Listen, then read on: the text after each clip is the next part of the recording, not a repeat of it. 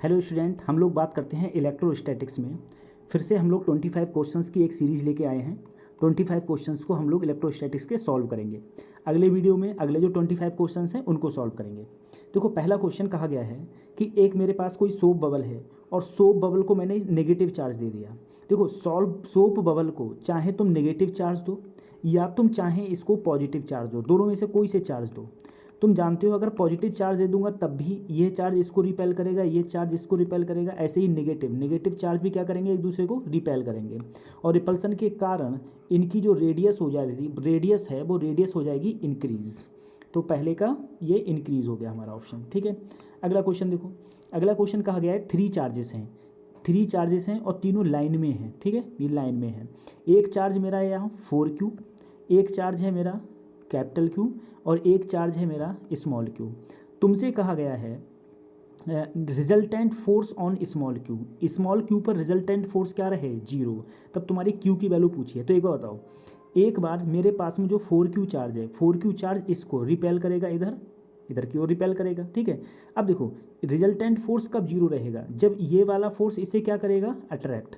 इसका मतलब हमारा सीधा ऑप्शन ये हो गया कि एक नेगेटिव तो है ही है, यानी कि ये तो कतई गलत है। नेगेटिव होगा देखो, तभी तो अट्रैक्ट करेगा, तभी तो रिपल्सन फोर्स 0 होंगे। एक फोर्स इधर, एक फोर्स इधर।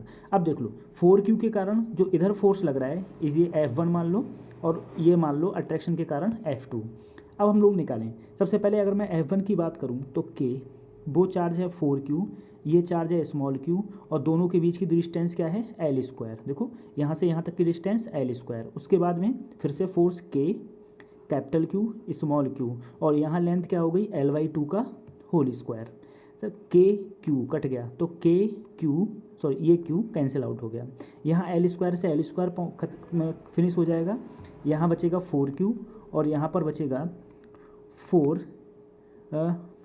और यहाँ बचेगा कैपिटल Q।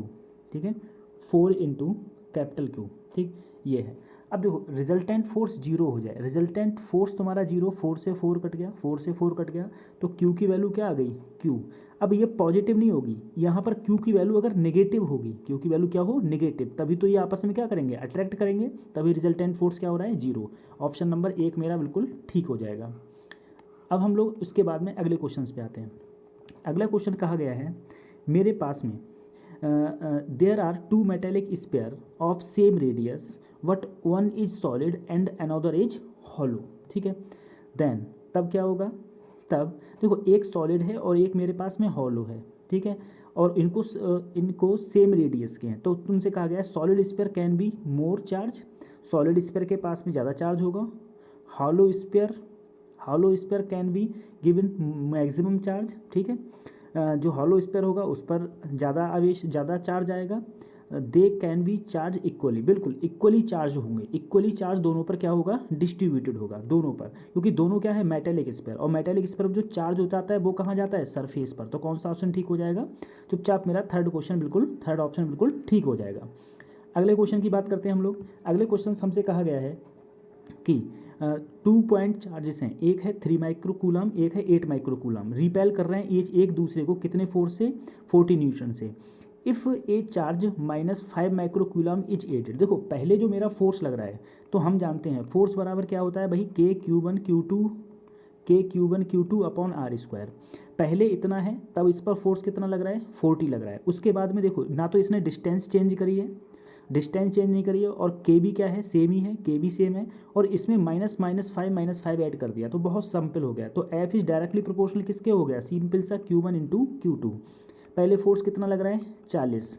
पहले देखो एक 3 का है और एक 8 का है। ठीक है, अपॉन बाद में फोर्स क्या मान लिया, F2। अब देखो अगर मैं 3 में से इसको डिक्रीज करूँगा तो मेरे पास कितना आएगा, -2। 3 में से 5 डिक्रीज करूँगा तो क्या आएगा, -2, और यहाँ क्या आएगा, 3।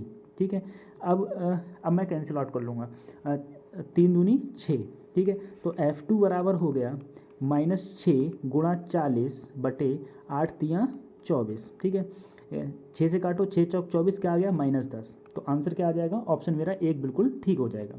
उसके बाद अगले क्वेश्चन पे हम लोग बढ़ते हैं।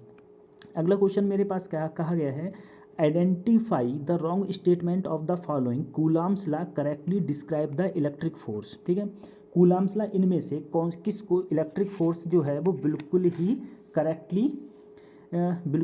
करेक्टली रिप्रेजेंट करता है। ठीक है, तो ऑप्शंस है मेरे, पहला है binds the electron of an atom it's nucleus. ठीक है, और अगला है binds the proton and nucleus. ये नहीं, बिल्कुल ये सही है, थर्ड सही है। ठीक है, थर्ड में नहीं हो पाएगा, थर्ड में है नहीं, सेकंड सही है बिल्कुल।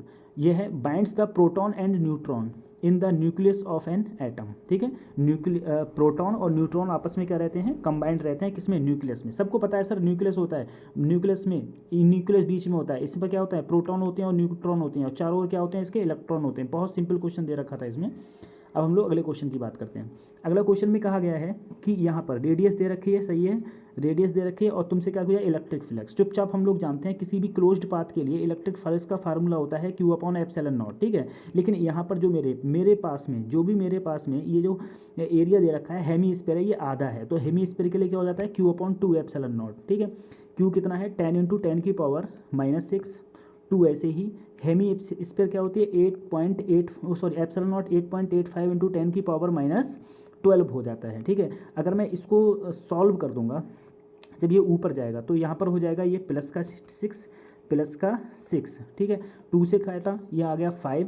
ठीक है, 5 से अब यहाँ पर अगर मैं डिवाइड कर रहा हूँ, तो मेरा यहाँ पर जो ऑप्शन हो जाता है वो लगभग कितना आ रहा है, वो निकल के आएगा 10⁵। देखो ऊपर कितना बचा, ऊपर बचा 5 और नीचे बचा 8.85। देखो डिवाइड करो, 8 से काटेंगे, 8 छंग लगभग 48, तो लगभग 0.6 × 10⁵ यानी कि 10⁵, तो ऑप्शन कौन सा आ गया, 6 × 10⁵। चुपचाप मेरा ये आंसर हो गया, कौन सा, थर्ड ऑप्शन ठीक हो गया। अगला क्वेश्चन की बात करता हूँ। कहा गया है कि which of the following is deflected by electric field. देखो गामा रेज कोई चार्ज नहीं होता, एक्स रेज में कोई चार्ज नहीं होता, गामा रेज पे कोई चार्ज नहीं होता, न्यूट्रॉन पे कोई चार्ज नहीं होता, अल्फा पार्टिकल पर चार्ज होता है, तो चुपचाप यही मेरे क्या हो जाएंगी, डिफ्लेक्ट हो जाती हैं, यही रेज डिफ्लेक्ट हो जाती हैं। अगला क्वेश्चन दिया गया है, मेरे पास में ए हॉलो सिलेंडर जिस पर चार्ज कितना है, Q, फ्लक्स क्या है, phi is the flux in a unit of volt metre associated with the curved surface B। If the flux linked with the plane surface A is unit of volt metre. देखो इसमें कहा गया है कि मेरे पास में ये कोई ऐसा है, इसके अंदर कोई एक चार्ज रखा है, तो बताओ इसकी जो कर्व्ड सरफेस है, ये जो कर्व्ड सरफेस है, इससे कितना फ्लक्स पास होगा। हम जानते हैं यहाँ पर तीन सरफेसेस हैं, एक सरफेस, ये दूसरी सरफेस, और ये कर्व्ड सरफेस कौन सी है, तीसरी। और तीनों के कारण 1 के कारण, 2 के कारण और तीनों के कारण कितना निकलेगा सब मेरा, Q/ε0। सबको पता है, किसी भी गॉस लॉ कहता है, मेरा सेकंड गॉस लॉ कहता है कि किसी भी क्लोज्ड सरफेस के कारण कितना फ्लक्स निकलता है, Q/ε0। ठीक है, अब देखो इसने कहा जो कर्व्ड सरफेस है उससे कितना निकल रहा है, उसने कहा इससे फाई निकल रहा है। ठीक है, अब देखो जितना इससे निकलेगा उतना ही इससे निकलेगा, क्योंकि दोनों का एरिया क्या है, दोनों का एरिया मेरा सेम है, तो इस पर भी मैंने फाई1 मान लिया, और इस पर चलो फाई2 है तो फाई2 मान लिया, इस पर भी क्या मान लिया, फाई2, तो Q/ क्या हो गया, ε0। दोनों को ऐड किया, ठीक है, क्योंकि जितना इससे निकल रहा है उतना इससे निकल रहा है, तो ये हो गया 2φ2 Q/ε0, ये उधर गया माइनस का फाई। तो एक सरफेस से कितना निकल रहा है, 1/2 Q/ε0 माइनस फाई। ठीक है, इसी एक सरफेस से ये निकल रहा है। मेरा ऑप्शन कौन सा हो जाएगा, ऑप्शन मेरा 1 बिल्कुल ठीक हो जाएगा। अगले क्वेश्चन की तरफ बढ़ता हूँ हम लोग। क्वेश्चन में कहा गया है मेरे से कि मेरे पास में एक चार्ज है 4e और दूसरा चार्ज है E। ठीक है, इन दोनों के बीच की डिस्टेंस मुझको दे रखी है, दोनों के बीच की डिस्टेंस है x। इसने कहा बीच में एक चार्ज में E कहाँ पर रखूँ जिससे कि ये कैसे रहें, इक्विलिब्रियम पोजीशन में रहें। तो इक्विलिब्रियम पोजीशन में रहें तो देखो बिल्कुल 12th का क्वेश्चन है। ये मैंने डिस्टेंस क्या मान ली, ये डिस्टेंस मान ली r, तो 100% अगर ये r मान ली तो पूरी डिस्टेंस थी x, तो ये क्या बची, x माइनस r। फोर्स लगा दो भाई, ये इसको रिपेल कर रहा होगा, ई को रिपेल कर रहा होगा, तो k यहाँ पर फोर्स 4e, Q1 4e और Q2 अपॉन डिस्टेंस क्या हो गई, r²। ऐसे ही यहाँ पर k e इंटू ई और डिस्टेंस क्या हो गई, डिस्टेंस हो गई x माइनस r का होल स्क्वायर। ठीक है, यहाँ कैंसिल आउट हुआ, तो यहाँ पर बचा, देखो मैं थोड़ा डायरेक्ट करने की कोशिश कर रहा हूँ, 2/r का होल स्क्वायर, और यहाँ पर बचा 1/r एक्स माइनस आर का होल स्क्वायर से होल स्क्वायर गायब कर दो तो बचेगा 2/r equal to 1/x minus r. Cross multiplication कर दो तो 2x minus 2r is equal to r बचेगा। ठीक है, अगर इस r को उधर ले जाएंगे तो ये हो जाएगा 3r। ठीक है, 3r बराबर 2x। तो अगर मैं यहाँ से r की वैल्यू निकालूँ तो मेरी क्या आ गई, r की वैल्यू आ गई 2x/3। चुपचाप ऑप्शन कौन सा हो जाएगा, ऑप्शन सेकंड मेरा बिल्कुल ठीक हो जाएगा। ठीक है, अब अगले क्वेश्चन की बात करते हैं। अगला क्वेश्चन में कहा गया है figure show a closed dotted surface which intersect a conducting uncharged sphere if a positive charge is placed at a point P the flux of electric field through the closed surface. देखो बहुत अच्छा question है। ये कहा गया है मेरे पास में एक चार्ज है पी, ठीक है, एक मेरे पास में जिस पर कोई चार्ज नहीं है। देखो अगर कोई चार्ज नहीं है और जो पी है, पी पर मेरा कौन सा पॉजिटिव चार्ज है। अगर पॉजिटिव चार्ज है, देखो अगर इस पर कोई चार्ज नहीं है इसका मतलब ये है इस पर जितना इलेक्ट्रॉन होंगे उतना ही क्या होंगे, प्रोटॉन होंगे, जितना इलेक्ट्रॉन होंगे उतना ही प्रोटॉन होंगे, यानी कि जितना पॉजिटिव चार्ज होगा उतना ही चार्ज क्या होगा, नेगेटिव। तो इस पॉजिटिव के कारण इस साइड में क्या आ जाएगा, सारा नेगेटिव चार्ज आ जाएगा और इस साइड में क्या आ जाएगा, पॉजिटिव चार्ज आ जाएगा। अब तुमसे कहा गया है जो इसने ये डॉटेड ले लिया है, डॉटेड स्पेयर, जो डॉटेड स्पेयर है तो डॉटेड स्पेयर के अंदर कौन सा चार्ज है, नेगेटिव चार्ज है। तो इससे निकलने वाला फ्लक्स क्या होगा, तो फ्लक्स का फार्मूला होता था Q/ε0। तो मैंने यहाँ पर चार्ज क्या हो जाएगा, मान लो माइनस में होगा तो माइनस Q/ε0। ठीक है, तो सीधा सा मतलब है इसमें कौन सा रहेगा, ये हो जाएगा थर्ड विल बी नेगेटिव। ये क्वेश्चन मेरा हो गया। ठीक है, अगला क्वेश्चन की बात करते हैं हम लोग। अगले क्वेश्चन में कहा गया है मेरे पास में कि एक negative charge particle of mass m and charge q released from rest. ठीक है, एक यूनिफॉर्म इलेक्ट्रिक फील्ड लाइन्स हैं, ऐसे मेरे पास में यूनिफॉर्म इलेक्ट्रिक फील्ड लाइन्स हैं। इस यूनिफॉर्म इलेक्ट्रिक फील्ड में एक पॉजिटिव q चार्ज को रिलीज़ किया गया। तुम्हें पता है अगर पॉजिटिव q चार्ज को रिलीज़ किया जाएगा तो फोर्स भी इलेक्ट्रिक फील्ड की डायरेक्शन में लगता है, जो कितना लगता है, QE। यानी कि जो इलेक्ट्रिक फील्ड की लाइन की डायरेक्शन में फोर्स लगेगा तो एक्सेलरेशन हो जाएगा। तो एक्सेलरेशन कितना हो जाता है, देखो F बराबर ma तो A बराबर QE/m। तो तुमसे कहा गया है और कैसे स्टार्ट हुआ है, ये रेस्ट से स्टार्ट हुआ है, यानी कि इनिशियल वेलोसिटी 0। तुमसे कहा गया है काइनेटिक एनर्जी क्या होगी। तो काइनेटिक एनर्जी क्या होगी, तो सबसे पहले भाई काइनेटिक एनर्जी के लिए फाइनल वेलोसिटी निकालो और फाइनल वेलोसिटी क्या होती है, B=U+AT। ठीक है, रेस्ट था, इनिशियल वेलोसिटी ये हो गई। एक्सेलरेशन मेरा क्या होता है इलेक्ट्रिक फील्ड के अंदर किसी भी चार्ज का QE/m/t। अब तुमसे काइनेटिक एनर्जी पूछा गया है तो काइनेटिक एनर्जी का सबको फार्मूला पता होता है 1/2mv²। ये किसका फार्मूला है, काइनेटिक एनर्जी का। 1/2m ऐसे ही b², जब इसका b का स्क्वायर करोगे तो Q²E²T²/m²। एक m से ये गायब हो गया।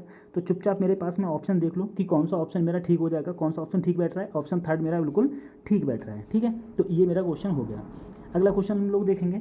तुमसे कहा गया है the variation of electric field with respect to distance of a centre from a charge conducting sphere. देखो सिंपल सी बात है, अगर मेरे पास कोई चार्ज कंडक्टिंग स्पेयर होगा, ठीक है, तो इस पर टोटल चार्ज कहाँ पहुँच जाएगा, टोटल चार्ज ऊपर पहुँच जाएगा। तो नीचे चार्ज क्या रह जाएगा, अंदर कोई चार्ज ही नहीं होगा, कोई चार्ज नहीं होगा तो अंदर इलेक्ट्रिक फील्ड क्या हो जाएगा, 0। तो अंदर इलेक्ट्रिक फील्ड किस में 0 दिखा रहा है, सिर्फ एक ही कंडीशन है, ये हो जाएगा 0। और जैसे जैसे बाहर जाएगा, बाहर जाने के लिए इलेक्ट्रिक फील्ड का फार्मूला मेरा क्या हो जाएगा, जितना चार्ज है KQ/r²। सिंपल सा। ठीक है, तो ऑप्शन कौन सा ठीक हो जाएगा, ऑप्शन मेरा सेकंड बिल्कुल ठीक हो जाएगा। ये तो जस्ट क्वेश्चन देखो और आंसर लगाओ वाला क्वेश्चन था। अगला क्वेश्चन मेरे पास में कहा गया है an electron and a proton are uniformly electric field the ratio of then acceleration will be. देखो तुमको पता है अगर कोई मेरे पास में यूनिफॉर्म इलेक्ट्रिक फील्ड है अगर यूनिफॉर्म इलेक्ट्रिक फील्ड में कोई भी चार्ज है तो इसका एक्सेलरेशन का फार्मूला अभी मैंने पीछे बताया था, फार्मूला क्या हो जाता है, QE/m। ठीक है, QE/m। तो ये किस किस पर डिपेंड करेगा, ये डिपेंड करता है चार्ज पर और किस पर डिपेंड करता है, मास पर। अब देखो जितना इलेक्ट्रॉन पर चार्ज होता है उतना ही किस पर चार्ज होता है, प्रोटॉन पर चार्ज होता है। अरे सिर्फ माइनस का ही तो अंतर होता है, इलेक्ट्रॉन पर चार्ज माइनस होता है और प्रोटॉन पर चार्ज क्या होता है, पॉजिटिव। तो एक प्रकार से अगर मैं इस क्वेश्चन की बात करूंगा तो the ratio of mass of the proton, देखो चार्ज दोनों का सेम है तो किस पर डिपेंड करेगा, मास के रेशियो पर ये डिपेंड कर जाएगा। ठीक है, मास के रेशियो पर ये डिपेंड कर जाएगा, proton and electron the ratio of initial. तो देखो अगर तुम देखोगे यहाँ पर तो ए इन्वर्सली प्रोपोर्शनल है बेटा 1/m के। ठीक है, 1/m के, ठीक है। तो जो वो हो जाएगा, रेशियो हो जाएगा, वो तुम्हारा क्या हो जाएगा, वो हमारा थर्ड ऑप्शन बिल्कुल ठीक हो जाएगा। चलिए अगले क्वेश्चन की हम लोग बात करते हैं। अगले क्वेश्चन में कहा गया है मेरे पास में the electric field at B, electric field मुझे बी पर फाइंड आउट करना है टू यूनिफॉर्म चार्ज स्पेरिकल, ठीक है, 5 है, 5 रेडियस है इसकी, और चार्ज इतना दे रखा है और इतना है, तो तुमसे डिस्टेंस देखो यहाँ से ए और बी के बीच की तुमसे क्या पूछी गई है, ए और बी के बीच की तुमसे पूछी गई है distance, the distance A B is equal to, कि ए बी की डिस्टेंस कितनी होगी, ठीक है। तो देखो अगर ए बी की डिस्टेंस पूछी गई है और यहाँ पर मुझको लिए इलेक्ट्रिक फील्ड दे रखा है, हम लोग बहुत अच्छी तरीके से जानते हैं सर इसका जो इलेक्ट्रिक फील्ड का फार्मूला होता है वो होता है KQ/R², सिंपल सा, ठीक है।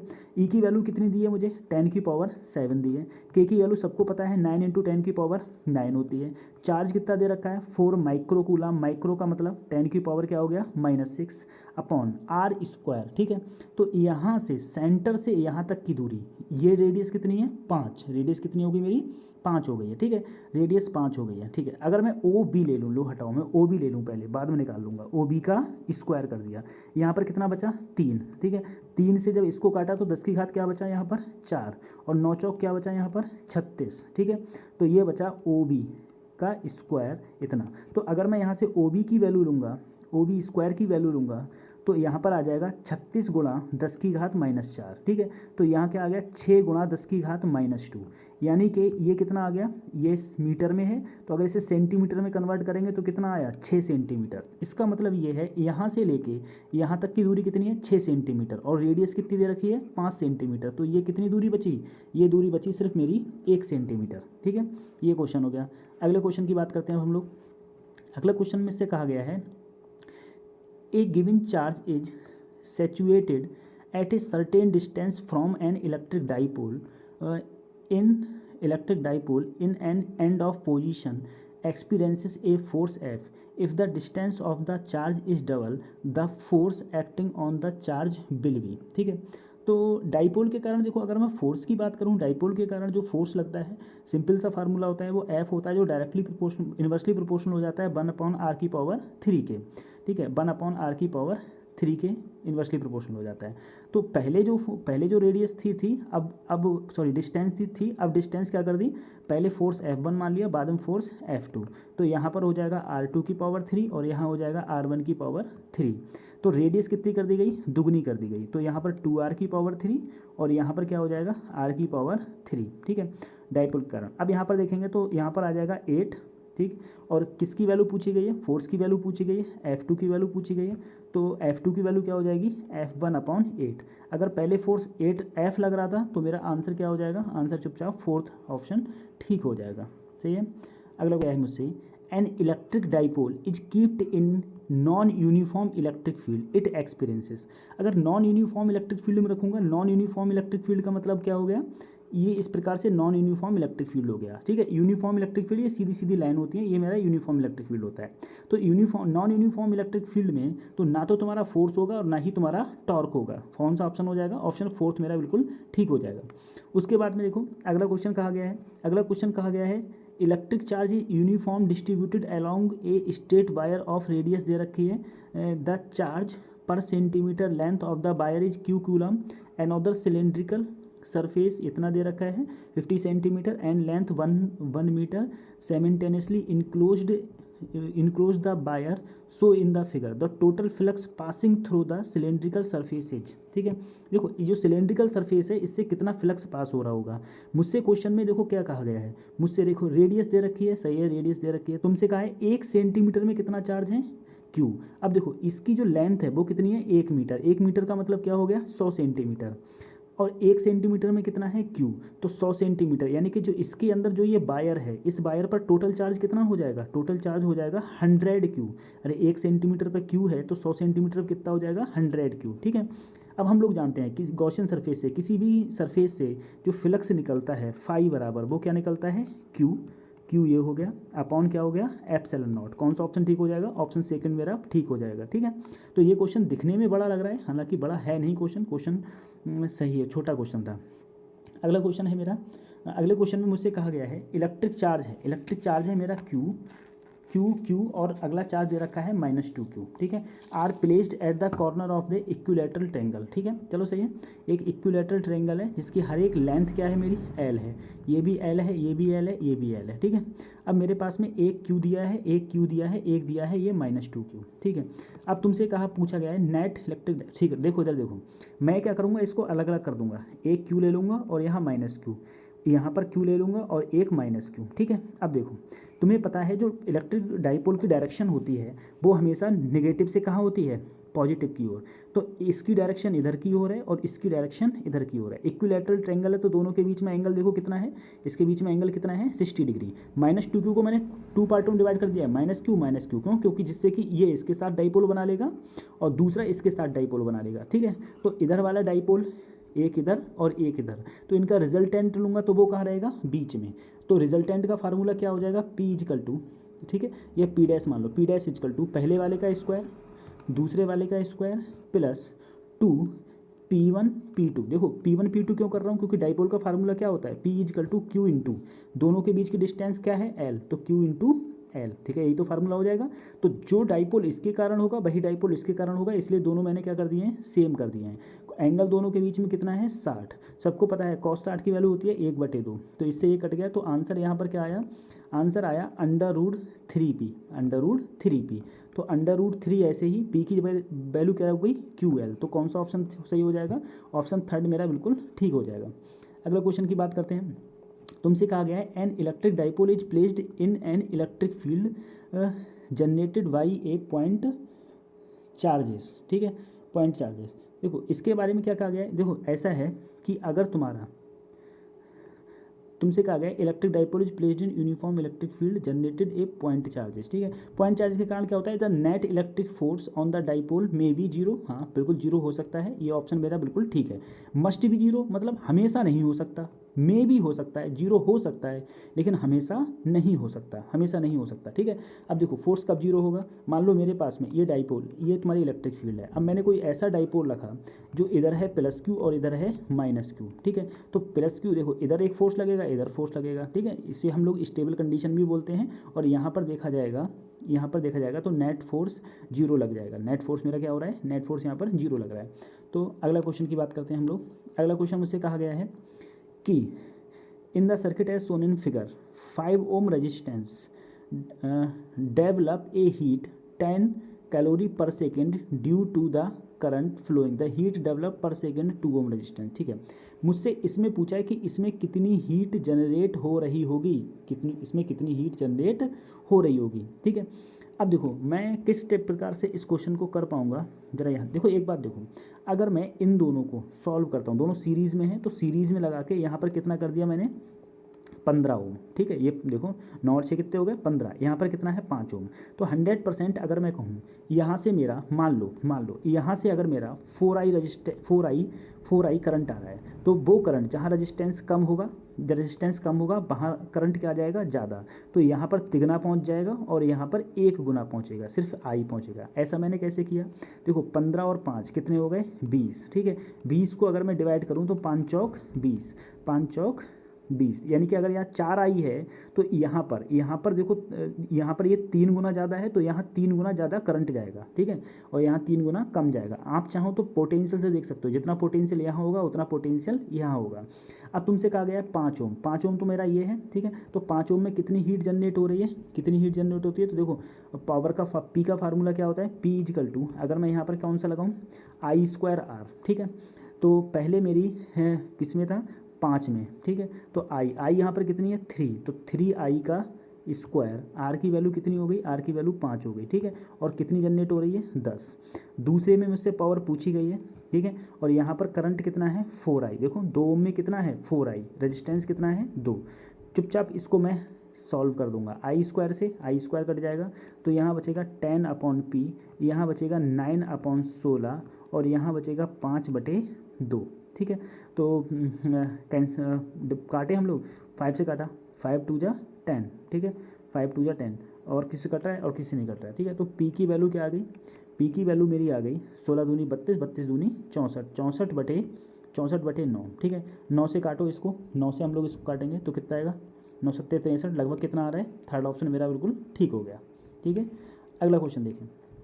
अगला क्वेश्चन में कहा गया है EMF of cell is 1.25 volt and its internal resistance दे रखा है, such of number of are connected in series. देखो ये मेरा सीरीज़ ग्रुपिंग का क्वेश्चन है। सीरीज़ ग्रुपिंग में क्वेश्चन में मैं अगर लोग देखूंगा, मैं करंट का जो मेरा फार्मूला होता था, अगर मेरी बहुत सारी सेल हैं, बहुत सारी सेल ऐसे, बहुत सारी सेल कैसे जुड़ी हुई हैं सीरीज़ में, कैसे नहीं जुड़ी हुई हैं, एन है, तो टोटल जो मेरा पोटेंशियल हो जाएगा वो कितना हो जाएगा, एन ही, ठीक है। और इंटरनल रेजिस्टेंस NR और प्लस जो अगर मैं एक्सटर्नल रेजिस्टेंस जोड़ा गया है वो मेरा R है, ठीक है। अब देखो यहाँ करंट कितना मिल रहा है मुझे, करंट क्वेश्चन में दे रखा है 0.5, मुझे नंबर ऑफ सेल्स निकालनी है तो n निकालनी है, ठीक है। और हर एक का कितना है, हर एक का 1.25 है, ठीक है, n। और स्मॉलर रेजिस्टेंस कितना है बेटा 2, बाहर कितना हो गया 30। अगर मैं यहाँ पर देखूँगा इससे काटूँ, 5 से काटूँ, ठीक है, तो 5 से अगर मैं इसको काटूँ, ठीक है, या रहने दो अभी, मल्टीप्लाई करूँ, हटाओ, इसको इससे मल्टीप्लाई करूँगा तो यहाँ पर n आएगा भाई, इसकी इससे मल्टीप्लाई करूँगा कितना आएगा n, और इसकी मल्टीप्लाई करूँगा तो कितना आएगा 15, ठीक है। ये हो गया 1.25 n। अगर n को उधर ले जाऊँगा तो n को इधर ले जाऊँगा तो यहाँ पर n की वैल्यू आएगी मेरी 15/0.25, ठीक है, 0.25, पॉइंट हटाओ 2 जीरो लगाओ, ठीक है, 15 छक्का 150, आंसर कितना आ गया 60। चुपचाप अगले बढ़ जाओ। अच्छा क्वेश्चन था, लेकिन क्वेश्चन फार्मूला याद होगा तब। अगला क्वेश्चन, अच्छा ये इनफाइनाइट सीरीज़ का दे दिया मुझे। अगर इनफाइनाइट सीरीज़ का दे दिया, देखो इसका क्वेश्चन, ये मेरे को क्वेश्चन कैसे सॉल्व होगा। इनफाइनाइट सीरीज़ में तुम क्या करो, पूरे का आर इक्विवेलेंट अगर हम लोग निकालते तो हम लोग देखो ये पूरा दिख रहा है, अगर मैं इसमें से इनफाइनाइट है, इसमें से अगर ये काट के अलग कर दूँ तब भी तो मेरा ये इधर का ही दिखेगा, ठीक है। तो मैंने क्या किया, एक रेजिस्टेंस ये हो गया, एक रेजिस्टेंस इधर हो गया, और इस पूरे को मैंने क्या मान लिया, पूरे को मैंने आर इक्विवेलेंट मान लिया, ठीक है। और ये है मेरा 2R और ये है मेरा R। अब ये दोनों कैसे दिख रहे हैं, पैरेलल में। अगर ये दोनों मेरे पैरेलल में दिख रहे हैं तो पैरेलल का मैं सीधा सीधा फार्मूला लगाऊंगा, क्या हो जाता है, पैरेलल का 2R इंटू आर इक्विवेलेंट और नीचे 2R प्लस R, ठीक है। अब इन दोनों को मिला के मेरा ये आ गया, ठीक है। इसके साथ ये कैसे होगा, सीरीज़ में, ठीक है। तो मैं यहाँ पर अगर आर इक्विवेलेंट निकालूँ तो सीरीज़ में क्या है मेरा, सीरीज़ में है R प्लस, और ये क्या आ गया 2R into RE upon 2R plus R, ठीक है। अब यहाँ पर क्या ले लिया जाए, एलसीएम ले लिया जाए, ठीक है। एलसीएम मेरा कितना हो जाएगा, एलसीएम हो जाएगा 2R प्लस R, ठीक। इसकी इससे मल्टीप्लाई करोगे तो आएगा 2R स्क्वायर, R की इससे करूँगा तो कितना आएगा, सॉरी बेटा यहाँ पर पता है आर इक्विवेलेंट है, ठीक है, ये यहाँ पर आर इक्विवेलेंट, तो ये हो गया आर इक्विवेलेंट, ठीक है। तो ये हो जाएगा R इंटू आर इक्विवेलेंट और प्लस में 2R इंटू आर इक्विवेलेंट। अब मैं क्या कर दूँ, क्रॉस मल्टीप्लिकेशन करूँगा तो 2R into R equivalent plus R equivalent का क्या हो गया, स्क्वायर हो गया, यहाँ पर हो जाएगा 2R स्क्वायर, और ये दोनों जुड़ के हो जाएंगे 3R आर इक्विवेलेंट।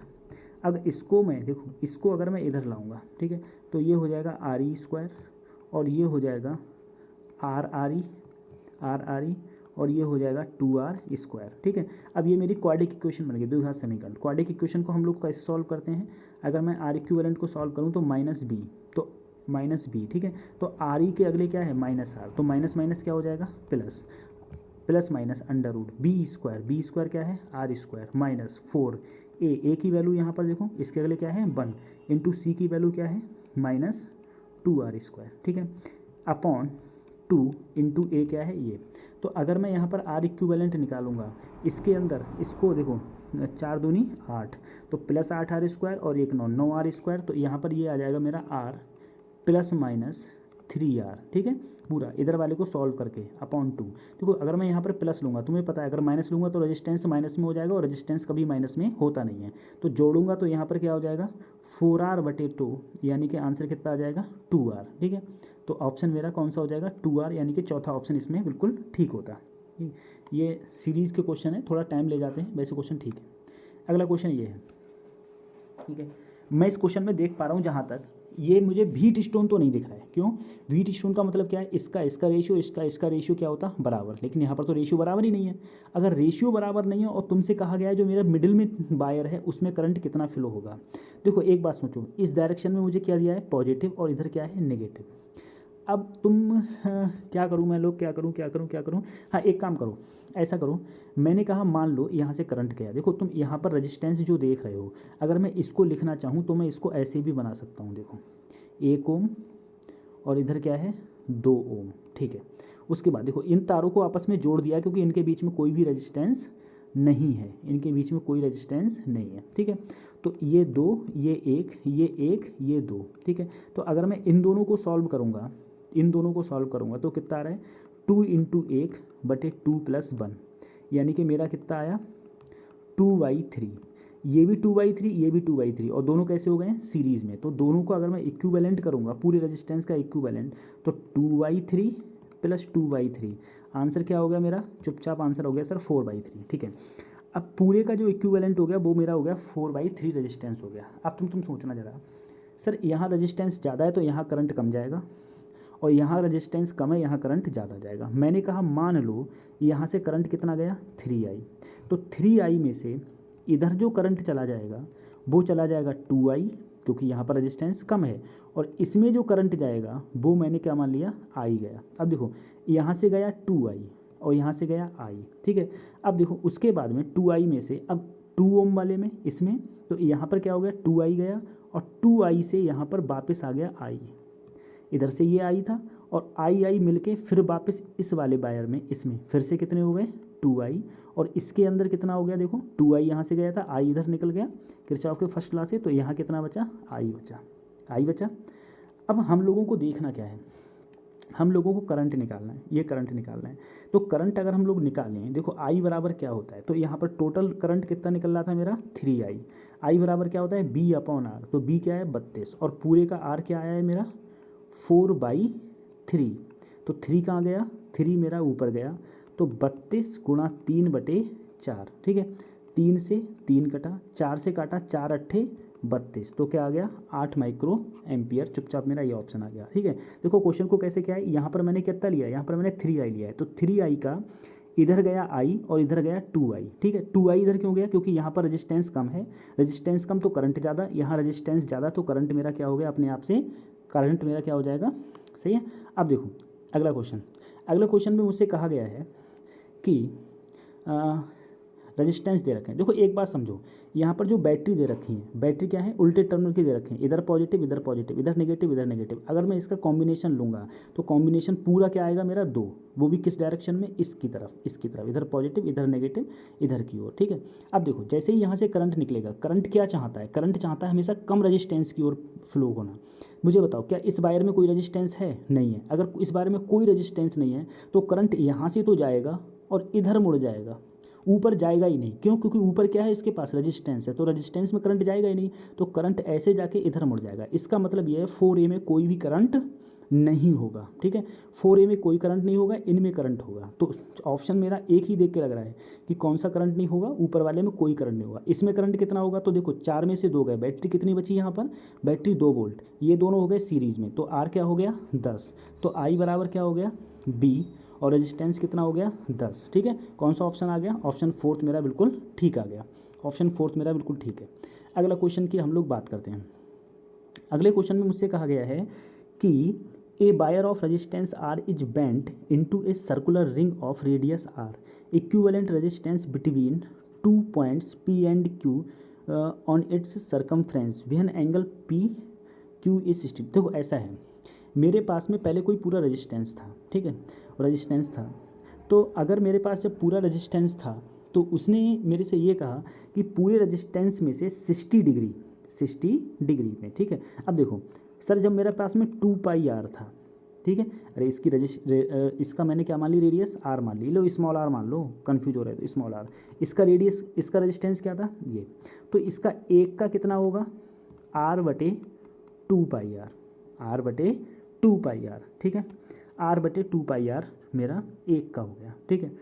अच्छा अब देखो, या ऐसे मत करो, देखो इस क्वेश्चन को देखना बच्चा, एक तरीका और है। देखो इसमें ये कहा गया है, पूरे क्वेश्चन में मुझसे ये कहा गया है, ऐसे समझो मेरे पास एक ऐसी सर्कमफ्रेंस है, इस पूरी सर्कमफ्रेंस का रेजिस्टेंस R है, ठीक है।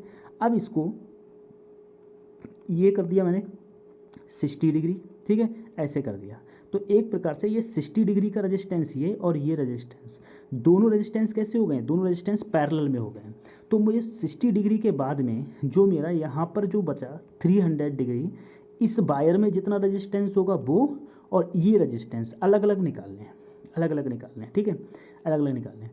अब तुम लोग अगर सोचो, खुद सोचो, मेरी एक ज़रा दिमाग लगाओ कि सर अगर मैं ये कहूँगा कि 360 डिग्री पर, 360 डिग्री जब वायर पूरा घुमा हुआ था तब रेजिस्टेंस कितना था R, तो 1 डिग्री पर क्या होगा R/360, R/360। तो सोचो 60 डिग्री पर कितना होगा, तो R/360 गुणा 60, यानी कि कितना हो गया R/6, R/6। अब सोचो तो सर जो ये 60 डिग्री दे रखा है इधर, तो इधर जो तुम्हारा रेजिस्टेंस है वो है R/6, तो जो दूसरी साइड रेजिस्टेंस बचा, पूरा रेजिस्टेंस तो R था मेरा, पूरा रेजिस्टेंस क्या था R, तो यहाँ क्या बचा 5R/6। अब इन ये दोनों कैसे हैं, देखो यहाँ से इन दोनों कैसे हो गए, ये दोनों पैरेलल में हैं, तो पैरेलल का फार्मूला क्या हो जाएगा R/6, 5R/6 और नीचे R/6 प्लस 5R/6, ठीक है, ये मेरा हो जाएगा। अगर मैं